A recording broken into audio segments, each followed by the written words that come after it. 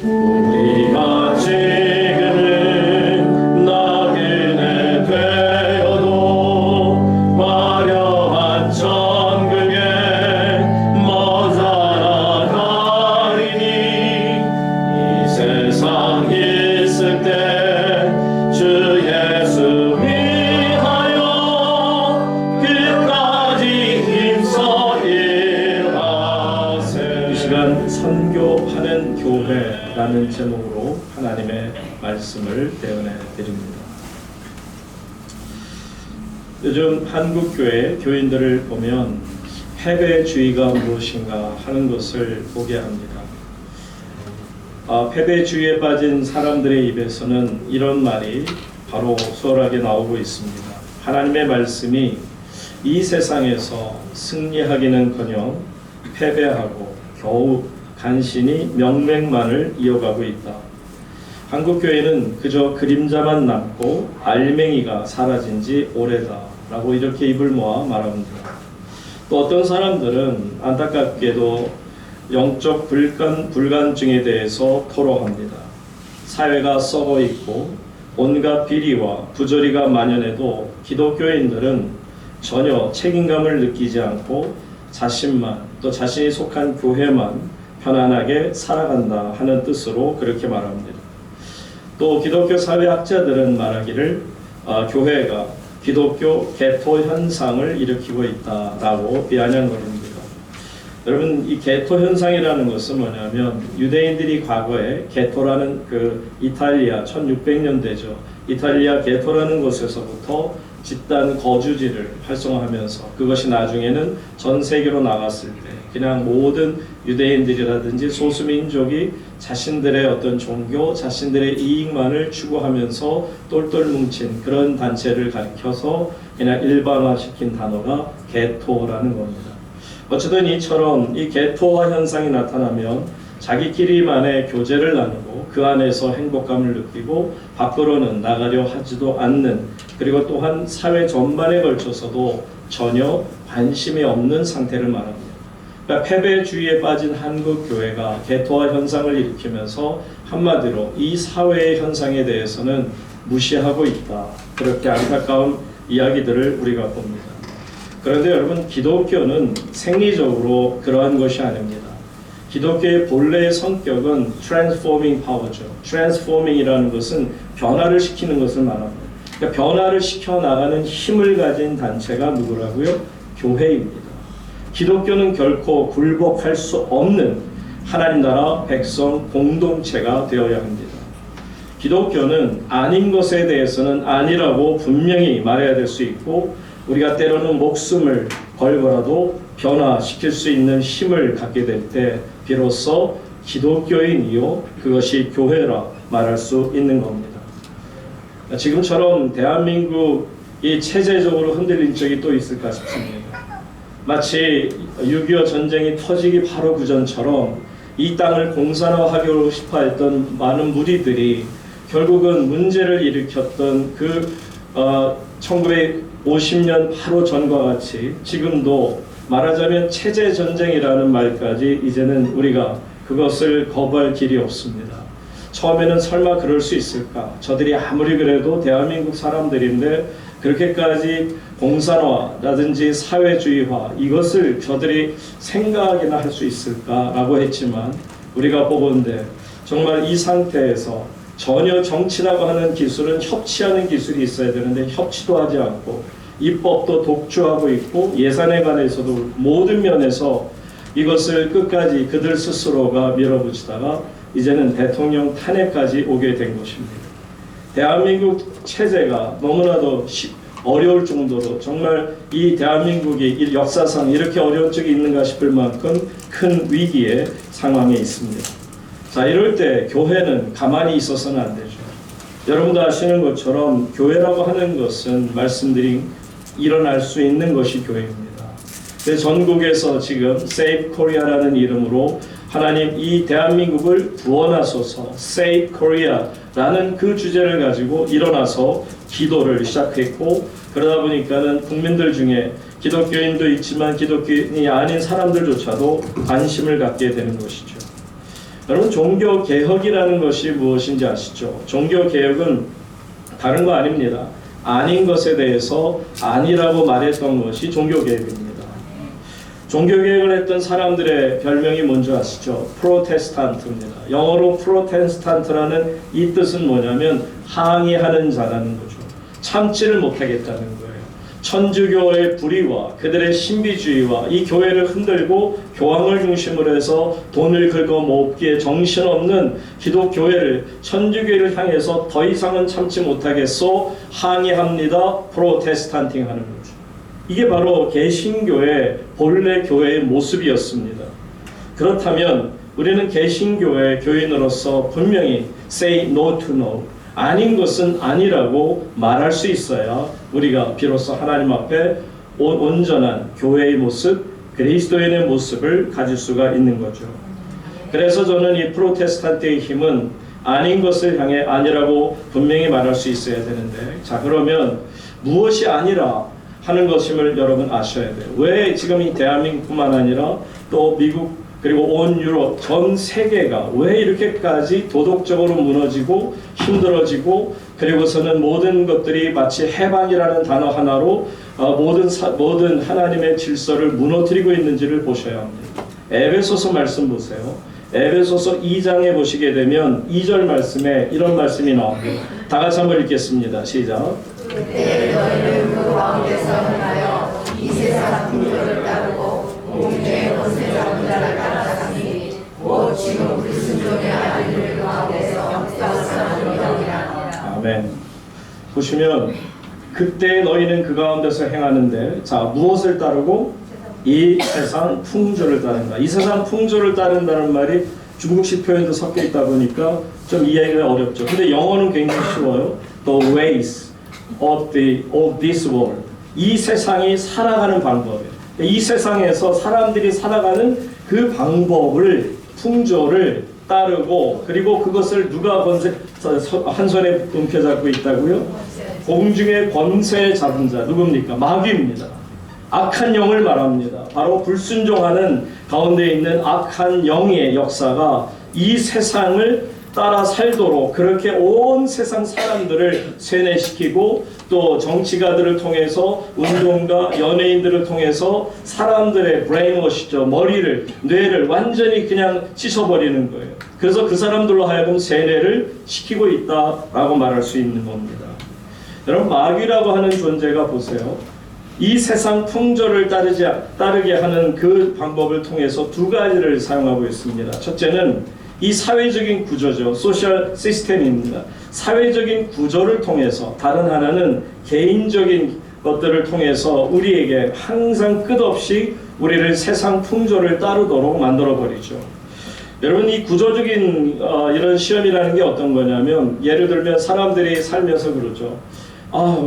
이 세상 나 혼자만 살아요. 내가 사회 속에 있다 보니까 내가 돈도 벌고 밥도 먹고 내 식구도 지키려면 집안 생활이 어려워서, 회사 생활이 어려워서, 내 가정의 문제 때문에 이렇게 핑계를 대고, 또한 말을 하는 것은 바로 사회적 구조를 정말 이 악한 마귀가 점점 힘들게 하고 있다라는 뜻이고요. 두 번째로, 그러면 또 개인적인 것은 어떤 게 있느냐? 이제 모든 사회적인 것이 조금 편안해진 분들은 금세 또 영적으로 들어가서 개인적으로 말합니다. 아니, 예수 믿는 것도 삶의 균형이 있어야지. 언제까지 밤낮 예수만 하고 교회 얘기만 하며 살 것인가? 내게도 개인적인 기쁨이 있고 삶이 있지 않는가? 라고 나를 유혹하는 것을 보죠.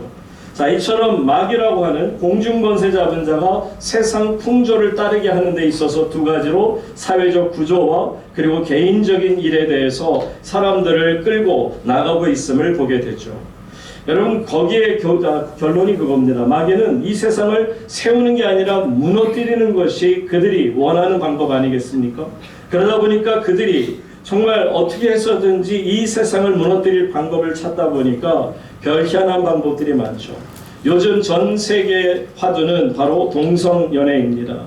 동성연애가 이 세상을 이렇게까지 흔들 것이라는 것을 여러분 아실 수 있어야 됩니다. 왜요? 이거는 역사는 반복됩니다. 소돔과 고모라 성이 무너진 것도 다른 거 아닙니다. 소돔 means love라고 주장하지만 소돔마이츠라고 하는 것은 동성연애를 하는 그런 자들이라는 뜻이 있습니다. 결국 소돔도 동성연애로 온 사회가 무너지고 그 나라, 그 도시 자체가 죄악으로 빠져 있었던 것을 우리가 보지 않습니까? 남색하는 자들. 여러분, 지난번 파리 올림픽을 보면서 우리가 참 안타깝게 느껴졌던 것은 도덕적으로나 영적으로 완전히 무너진 나라의 대표적인 모습이 저 프랑스라는 것을 알게 되죠. 그 유럽 국가 중에서도 가장 현재 못 살고 있는 나라가 프랑스입니다. 프랑스는 경제가 점점 침체하고 있습니다. 사람들이 못 살겠다라는 이야기가 점점 나오고 있습니다. 그럼 왜 이 프랑스가 미국이나 영국이나 독일처럼 다른 나라에 비해서 후진국이 되어가느냐? 이유는 물론 많죠. 여러분이 보신 것처럼 파리 올림픽 때 화두가 뭐였습니까? 전에도 말씀드렸어요. 검은 망토를 입은 자가 검은 말을 타고 요한계시록에 나오는 그 악한 마귀의 모습을 그대로 하고 파리 전역을 돌면서 파리 올림픽을 주관했던 것을 우리는 분명히 TV를 통해 목격한 바가 있습니다. 여러분, 이 프랑스라고 하는 나라가 이렇게 된 데는 그냥 우연히 이번에 파리 올림픽 때 된 것이 아닙니다. 여러분, 1960년대고 꽤 일찍이죠. 1960년대부터 모럴, 뉴 모럴이죠. 새로운 도덕이라고 하는 이름하에 무브먼트가, 운동이 벌어집니다. 한마디로 말하면 이 새 도덕이라는 것, 뉴 모럴이라는 것은 어떤 거냐면 자유연애를 통해서 어떤 프리 섹스, 자유 성적인 일을 하는 것을 말합니다. 여러분, 이 운동의 주창자가 누구냐면 프랑스의 그 당시 지성계를 대표했던 사르트라고 하는 사람입니다. 그런데 이 사르트와 그의 아내인 시몬 보바르라는 사람, 이 두 사람이 결국은 그 계약 결혼이라고 하는, 당시는 상상도 할 수 없는, 지금은 이제 그 유행이 왔기 때문에 지금은 세계 곳곳에서도 한국에서도 계약 결혼이라는 이야기를 우리가 흔히 들을 수 있는 세상이 되었는데, 이 당시 1960년대에 처음으로 계약 결혼이라는 것을 그들이 하게 될 때 이 불란서 사람들이 볼 때는 와, 역시 지성이는 뭔가 달라도 다르다. 참 뭔가 새로운 것 같고 정말 뉴 모럴, 새로운 도덕으로 이제 우리가 살아갈 수 있는, 그러다 보니까 프랑스로부터 전 세계로 프리 섹스가 번지면서 나중에 미국으로 건너가 히피 운동까지 일으키는 것을 보죠. 여러분, 지금 현재 그 프랑스에 있는 남자들, 일반 남자들의 평균 성적 섹스의 대상이 몇 명인가를 보니까 놀랍게도 17명입니다. 그러니까 일반적인 남자가 다른 17명의 여자와 관계를 맺었다는 것은 정말 끔찍한 일이 아닐 수 없어요. 그러니 일반적인 사람이 그러니 특별한 사람들은 오죽했겠느냐는 거죠. 한마디로 성적으로 완전히 무너진 나라가 프랑스입니다. 그러니까 결국 파리 올림픽 때 그런 끔찍하고 흉측하고 정말 도저히 토할 것 같아서 볼 수 없는 일들을 자행했던 것을 우리가 알게 됐죠. 바로 이것이 뭐냐면 the ways of this world, 이 세상이 갖고 있는 풍조라는 거예요. 살아가는 the ways, 길들이, 방법들을 말합니다. 그러니 여러분, 지금 참 안타깝게도 이 대한민국 땅에서도 그들이 이러한 내용을 아는지 모르는지 모르지만 차별금지법이라든지 이런 어떤 말도 안 되는 일로 인해서 이 대한민국에 이제는 공사나 사회화도 모자라서 동성연애화 시키고 싶은 그런 무리들이 지금 나라를 장악하고 이 나라를 이끌어가겠다고 한다는 것 자체가 정말 위기가 아닌가 하는 생각을 갖기에, 여러분, 우리는 말 그대로 Save Korea, 대한민국을 지켜야 합니다. 이제는 깨어 일어나서 기도하고 세상 풍조와 공중 권세 잡은 자를 대적할 수 있어야 합니다. 그러면 우리에게 질문이 나오죠. 아니, 우리같이 연약한 사람이 어떻게 사람도 아닌 저 악하고 흉한 공중권세 잡은 자인 마귀와 더불어서 싸울 수 있는 것인가 라는 두려움이 있을 겁니다. 하나님께서는요, 당연히 여러분을 도우시죠. 성령님께서 당연히 여러분을 지키시고 보호해 주십니다. 그런데 마냥 그냥 그대로 하나님께서만이 그냥 지켜주는 것으로 끝나는 것이 아니라 여러분들이 싸워 이길 수 있도록 무엇을 우리 안에 주시느냐 하면 생명이라는 걸 주세요. 생명이라고 하는 것이 내 안에 들어오게 되면 비로소 우리가 어떤 능력을 갖든지 세상 풍조를 과감하게 거슬러 올라가서 싸워 이길 수 있다 라는 것을 말씀하죠. 한번 보세요. 에베소서 2장 5절 6절 말씀을 봅니다. 허물로 죽은 우리를 그리스도와 함께 어떻게 하셨다? 살리셨고, 그 다음에 너희는 은혜로 구원을 받을 것이라. 6절 보면 또 함께 어떻게 하사? 일으키사. 그리스도 예수 안에서 함께 어떻게? 하늘에 앉히시니. 여러분 보세요. 생명이라는 게 뭐냐면 바로 이겁니다. 죽은 우리를 다시 예수님과 함께 살리시는 거예요. 그리고 그것뿐만 아니라 이제는 죽음에서, 어둠의 구덩이에서 우리를 세워주시는 겁니다. 일으키시고 그 다음에 우리로 하여금 영원한 하나님 나라 백성이 되어 거룩한 자리에 앉게 해주신다. 이게 생명이라는 거예요. 저에게도 있고 여러분에게도 있는 생명이 놀라운 하늘로부터 내려주는 죽음을 이긴 생명임을 믿으시기 바랍니다. 아멘. 이 생명이 있어야만 우리가 공중권세 잡은 자를 이길 수 있다는 거예요. 그 공중권세 잡은 자가 다스리고 있는 이 사회적 시스템을, 구조를 우리가 충분히 풍조를 따르지 않고 이길 수 있다는 겁니다. 세상 풍조를 따라 흘러내려가는 안타까운 사람들을 보게 됩니다. 그러나 기독교인의 매력은 뭐냐?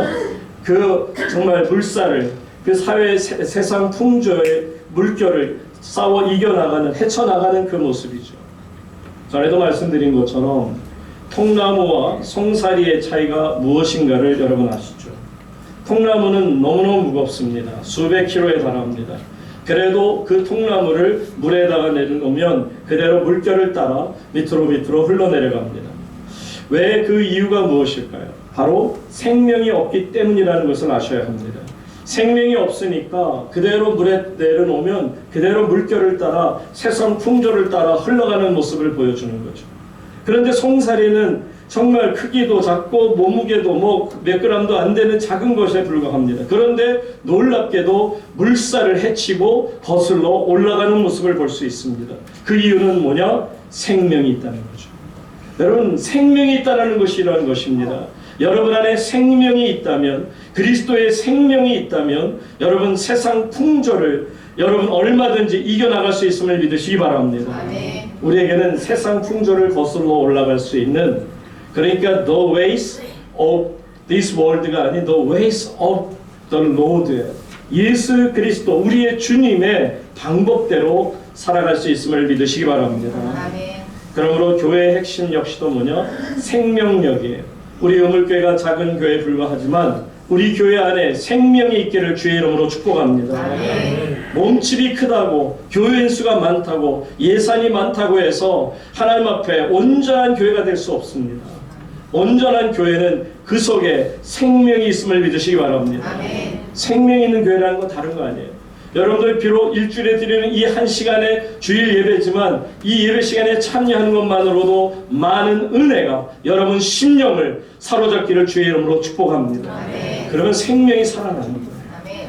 예배의 감격을 누리고 하나님의 은혜를 누리고 기도의 응답을 받는 사람, 어찌 우리가 그를 생명이 없다 할 수 있겠냐 하는 겁니다. 여러분 한 분 한 분 심령 속에 하나님의 거룩한 생명의 역사가 나타나기를 주의 이름으로 축복합니다. 아멘. 그러면 선교라는 게 뭘까? 여러분, 한국교회가 이 세상 풍조를 따르지 않고 하나님의 풍조, 하나님의 물결을 따라 살 수 있다면, 헤쳐 올라갈 수 있다면 그게 뭐냐? 저는 선교라고 생각합니다. 선교라고 하는 것은 세상 물결에 휩싸여가는 불쌍한 이들을 건져내고 같이 손을 잡고 물살을 거슬러 올라가서 하나님의 뜻 가운데로 나아가는 이 모습이 저는 선교라고 정의를 내리고 싶습니다. 그래서 생명을 우리가 내 안에 있는 생명을 전하고 내 안에 있는 생명을 가지고 함께 정말 교회를 이끌어가자. 이것이 바로 선교하는 교회라는 생각을 갖습니다. 그래서 오늘 우리는 선교하는 교회인 무엇보다도 자랑스러운 이름 안디옥 교회를 보게 됩니다. 자, 안디옥 교회의 상황으로 돌아가서 한번 보게 되면요, 여러분 초대 교회의 중심은 예루살렘 교회였어요. 물론 예루살렘 교회에서 시작이 되었고 하나님의 놀라운 성령의 역사가 그곳에 있었고 교회가 컸습니다. 정말 날마다 넘쳐나는 인원이 모였습니다. 그러나 하나님께서 그 교회의 흐름 속에 이제는 중심을 예루살렘 교회가 아닌 안디옥이라고 하는 곳으로 교회를 옮기신 것을 봅니다. 여러분, 예루살렘 교회가 왜 이 중심을 안디옥 교회에게 빼앗겼을까를 생각해 보면, 예루살렘 교회가 분명히 잘한 부분도 많고 영적으로 충만한 부분도 있었지만, 그리고 유무상통하듯이 자신들의 것을 다른 형제 자매들과 함께 나눈 것은 있었지만, 안타깝게도 그들이 성령께서 말씀하신, 예수님이 말씀하신 정말 사마리아, 또 온 유다 땅, 사마리아, 그리고 넘어서 세상 끝까지 생명을 전하는 일에는 그들이 조금 미약했습니다. 그들이 정말 그 일에서는 미진했다라는 것을 우리가 봅니다.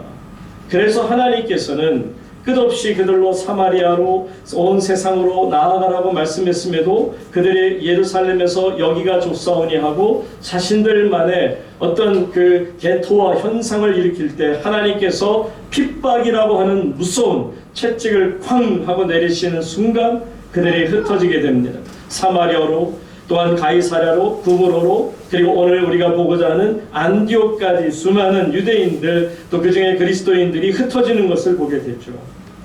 안디옥은 지난번에 말씀드린 것처럼 로마의 제3대 도시 중에 하나입니다. 로마, 알렉산드리아, 그리고 안디옥이라는 도시입니다.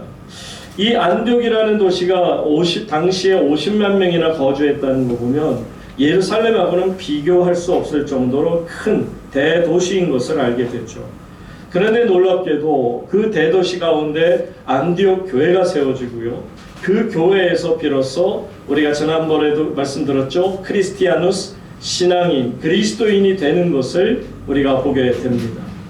자, 그러면 이 안디옥 교회를 세우고 그 안디옥 교회에서 성도들이 얼마나 열심으로 주님을 섬겼던지 이 크리스티아누스라는 크리스찬이라고 하는 예수 안에 있는 미치광이들이라는 그런 별명까지 갖게 된 데 있어서 중요한 역할을 한 분이 있죠. 누굽니까? 바로 바나바와 사울이라는 분이 1년 동안 교회를 세우고 그 교회를 열심히 말씀으로 섬겼더니 그러한 역사가 있었다라는 거죠. 그런데 여기에서 우리가 먼저 짚고 넘어갈 중에 하나는 뭐냐면, 교회라고 하는 것은요, 생리적으로 어떤 외부의 핍박이 있으면 교회는 절대로 흩어지지 않습니다. 교회는 참 신기한 단체예요. 하나님이 세우신 이 교회라고 하는 것은 믿음의 백성들이 모였을 때 외부로부터 어떤 핍박과 힘들고 어려운 상황이 있으면 교인들은 더 똘똘 뭉치고 기도하고 애를 쓰고자 합니다. 그런데 신기하게도 교회가 어느 정도 안정이 되고 인원도 있고 모든 것들이 평안하다 싶으면 그 다음에는 모든 것들이 질이 떨어집니다. 그러니까 여러분 아셔야 돼요. 핍박이 있을 때는 양적인 건 떨어져 나가도요, 질적으로는 기가 막히게 성장합니다. 그러나 모든 세상이 편안해지고 교회에서도 핍박이 없고 아무것도 없이 그냥 안정된 것처럼 보여주면 양적으로 성장하게 됩니다. 참 신기하죠?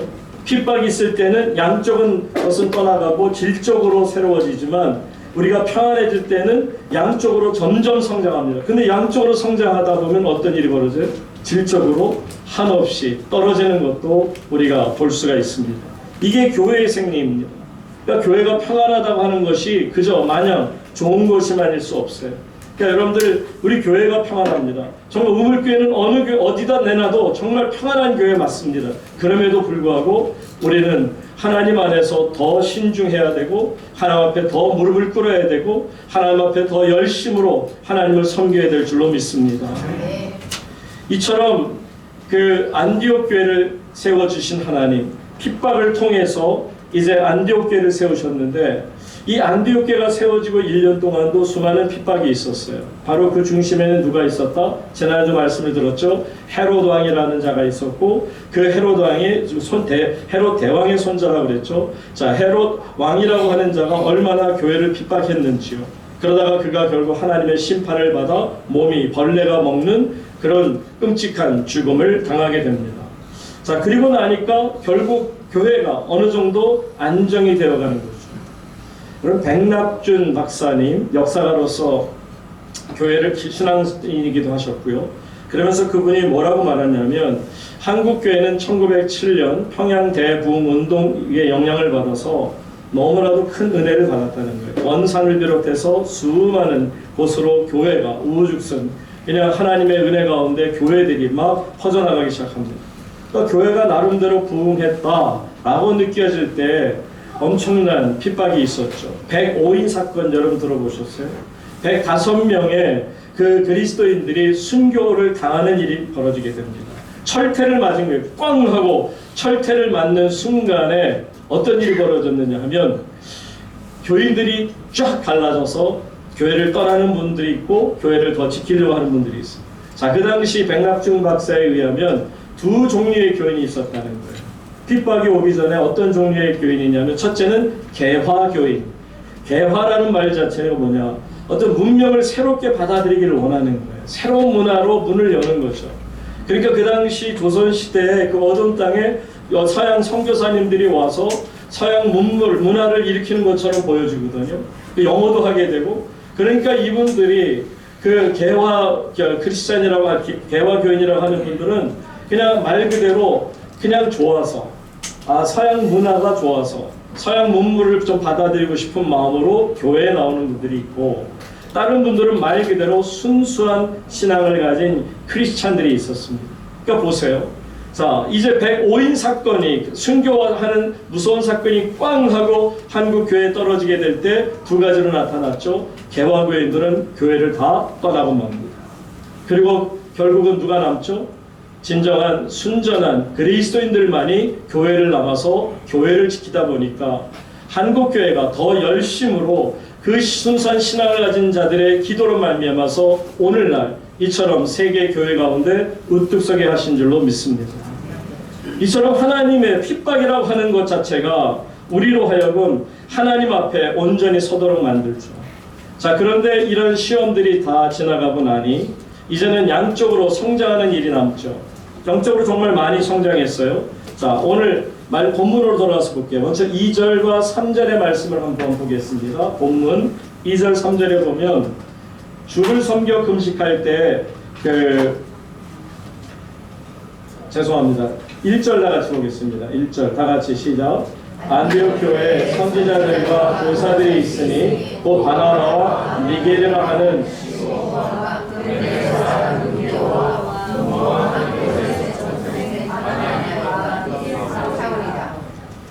지금 보시는 것처럼 안디옥 교회는 5명의 지도자들이 있었어요.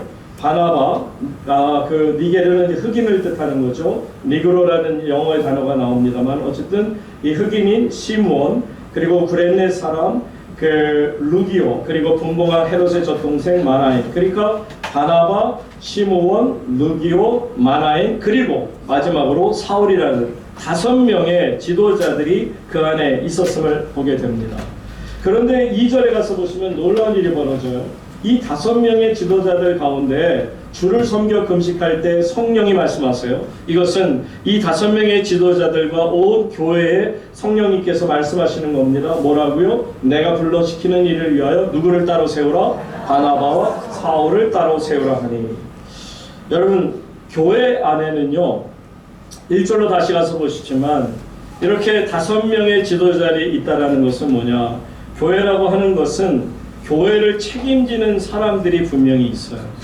교회가 작든지 크든지 그 교회를 책임지는 하나님의 백성들이 있다라는 겁니다. 이런 분들을 목회학적인 면에서는 responsible members, 결국 책임을 지는 바로 교인들이다, 그렇게 말하고 있는데, 여러분 제가 목회를 경험해 보니까 그런 것 같아요. 호주에서 정말 아이들까지 한 800명 정도 되는 큰 교회가 될 때에도 일하시는 분은 정말 손에 꼽는 분들이 교회 일을 중심적으로 헌신하며 나아가죠. 그분들은 자신의 가정의 일보다도 오히려 교회 일에 더 순수하게 헌신하는 것을 볼 수 있어요. 제가 한국에 나와서 상도교회를 섬길 때도 마찬가지예요. 제가 섬길 때 처음에 오자마자 3년 반 동안을 항존직들만, 그러니까 은퇴하신 장로님들까지 포함해서 항존직을 신방하게 될 때 적어도 950명 정도가 됐어요. 그러니 얼마나 많은 가정입니까? 그 많은 가정을 3년 반 동안 화요일과 목요일 날 정해놓고 그냥 하루에 2가정까지도 신방하면서 계속 밀어붙였어도 3년 반이 걸릴 정도로 큰 교회를 이루고 있음을 봅니다. 그런데 그렇게 큰 교회이라 하더라도 그 안에서 일하는 분은 정말 극소수의 손에 꼽을 수 있는 몇 분에 의해서 그 교회가 움직여지고 있었다라는 것을 알 수 있죠. 이처럼 교회라고 하는 것에는요, 전체 교인들이 다 열심히 수고하고 애쓰는 것이 아니라 우리 우물교회 안에서도 지금 각 분야에서 열심히 최선을 다하는 몇 사람들의 헌신과 수고로 인해서 이만큼 지난 1년 동안 교회가 아름답게 지켜진 줄로 믿습니다. 이런 역사가 교회 안에 그대로 이루어지거든요. 자, 그런데 그 중에 정말 이 순수하게 하나님 앞에서 헌신적으로 일하는 분이 5분이라는 거예요. 안디옥교회가 점점 커지는데, 그런데 보세요. 그 중에서 누구를 뽑았어요? 사울과 바나바를 뽑아서 2절 다시 가서 보시면 그들을 따로 세우라 하시니, 그랬더니 결국 3절에 가서 보세요. 이에 금식하며 기도하고 두 사람에게 어떻게 했다? 안수하고 임직시키는 거예요. 선교사로 이제 기름 부음을 주고 그들로 파송하는 것을 보여줍니다. 여러분, 다시 1절로 가서 보세요. 그런데 하필이면 왜 바나바와 사울이냐는 거예요. 안디옥 교회 입장에서 보면 아깝기 그지없어요. 왜냐고요? 이 지난 1년 동안 안디옥 교회가 이렇게 부흥하고 엄청난 교회로 성장하는 데는 이 원인이 있었어요. 여러분, 사도행전 11장 25절 26절로 가서 보세요. 어떤 일이 있었습니까?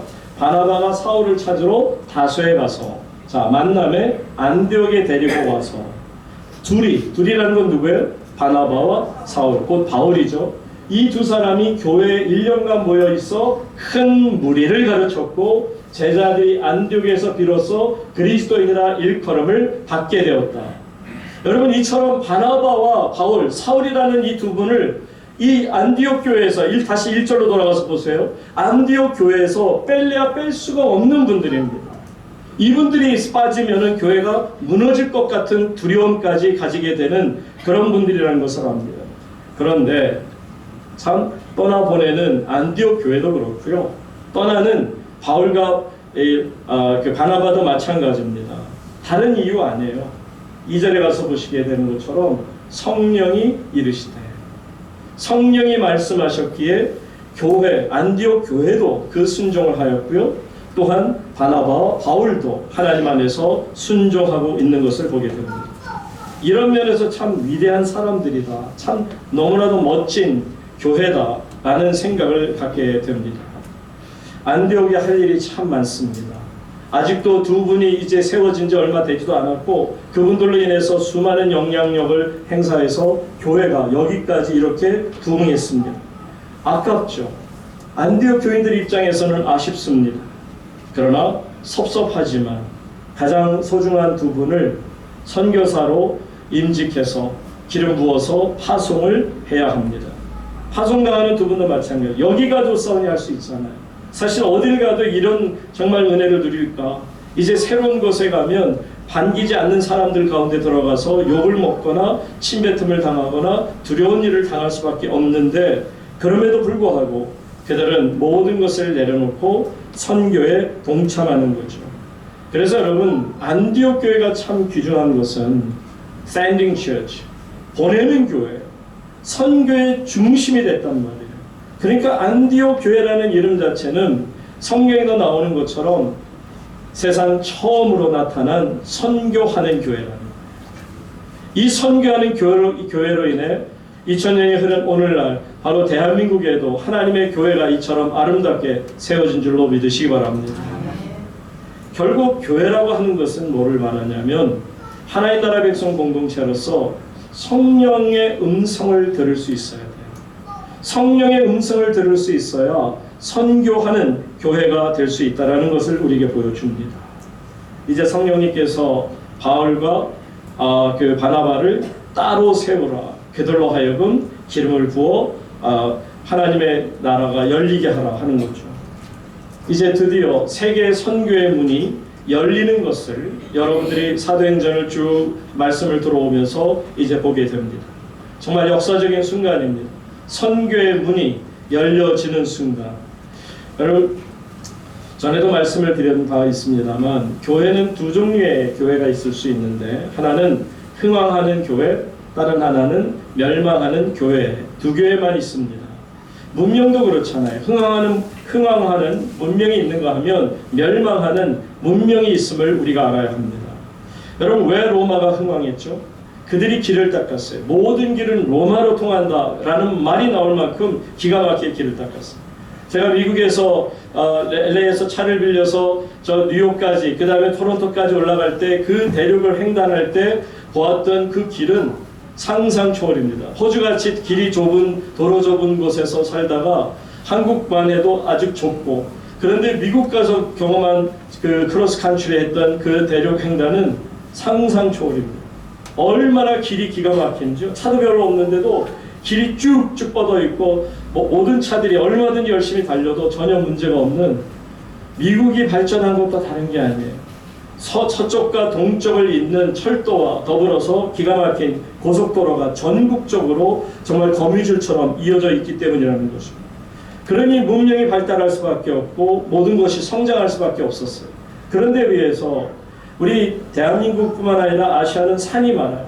그러다 보니까 사람들이 그 다른 어떤 것보다는 동양 문화는 이렇게 능동적이지 않고 수동적이다 보니까 정적인 면에서 성을 쌓는 면이 많았어요. 길을 닦지 않고 성을 쌓는 그런 문화입니다. 그러다 보니까 자기 스스로 자기의 어떤 개토화하는 거죠. 자기 같은 종씨, 또 같은 어떤 그 신앙관을 가진 유교라든지, 또 어떤 같은 맥락을 가진 학연, 지연, 이런 게 우리나라가 아직도 존재하지 않습니까?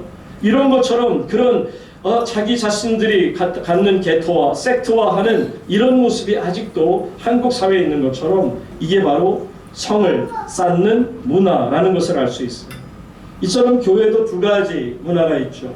열심히 길을 닦는 교회가 있는가 하면 열심히 성을 쌓는 교회가 있다는 것을 압니다. 여러분, 많은 교회들이 성을 쌓는데 많은 물자를 투자합니다. 그리고 정성을 쏟습니다. 관심을 갖습니다. 기도의 제목이 건물에 불과합니다. 많은 외형적으로 늘어나는 것에 대한 것을 그들이 간구하고 간절히 간구하며 기도하고 있습니다. 근데 여러분, 그런 것은 어느 한순간에 무너져 내릴 수밖에 없습니다. 선교라는 건 뭐냐? 길을 닦는 거예요. 여러분, 말씀드렸잖아요. 세상의 풍조를 따라가는 이 세상의 사람들을 불쌍히 여겨서 더 이상 물결에 휩싸이지 않도록 그들에게 다가가 그들을 건져내고 우리와 함께 세상 물결을 올라가서 하나님의 물결 속으로 들어가도록 인도하는 것이 선교라는 것을 우리가 분명히 알아야 합니다. 그렇게 그들에게 길을 열어주다 보면 어둠에서 빛의 세계로 나아가는 놀라운 변화가 있게 될 줄로 믿습니다. 더러운 귀신에게 억눌려 있고 더러운 곳에 정말 꼼짝달싹 못하던 마귀의 손에 움켜짐을 당했던 자라 할지라도 결국 선교를 통해 그들로 하여금 그 마귀의 손에서 벗어나서 영원한 하나님 백성이 되며 평안을 누리게 될 줄로 믿습니다. 여러분, 선교라는 것을 저는 저주를 끊는 것이다 라고 이제 마지막으로 정의라고 말씀드립니다. 여러분, 저주의 사슬을 끊어내는 것이 선교라는 게 무슨 뜻일까요? 여러분 보세요. 말라기 말씀에 보면 말라기 4장 6절입니다. 이 말라기 4장 6절이 구약 성경의 마지막 장 마지막 절이에요. 자, 이 말씀과 더불어 구약이 꽝 하고 문을 닫습니다. 함께 읽어봅니다. 시작.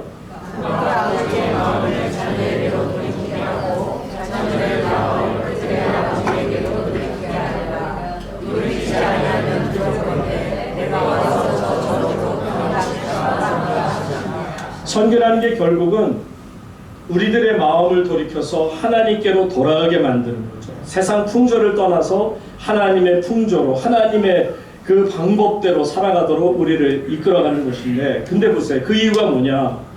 자, 내가 와서 저주로 어떻게 해요? 그 땅을 칠까 하노라. 하시니라. 한말은 이렇게 문법적으로 하시니라로 끝날 수밖에 없는데요.